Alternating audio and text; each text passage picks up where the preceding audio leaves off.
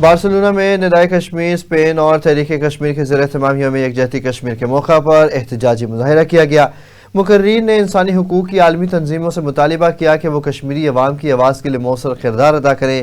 اس موقع پر صدر تحریک کشمیر اسپین محمد شفیق تبسم اور صدر ندائے کشمیر اسپین راجہ مختار سونی نے نئی نسل پر زور دیا کہ وہ ہر فورم پر کشمیر کے لیے آواز بلند کرے۔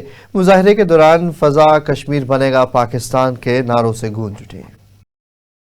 آج برسلونا میں کشمیر کے حوالے سے جو پروگرام ہوا، بڑی تعداد میں پاکستانیوں نے شرکت کی۔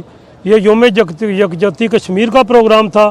ہمیں چاہیے جتنے بھی ہمارے یہاں پر پاکستانی و کشمیری بھائی ہیں، ایسے پروگراموں میں بڑھ چڑھ کر حصہ لینا چاہیے، کیونکہ کشمیر میں جو ہماری ماؤں اور بہنوں کے ساتھ ظلم و ستم کے پہاڑ اٹھائے جا رہے ہیں، میں اس کی پرزور مذمت کرتا ہوں، اور انشاءاللہ اس نعرے کے ساتھ کہ کشمیر ایک دن آزاد ہوگا، کشمیر بنے گا پاکستان۔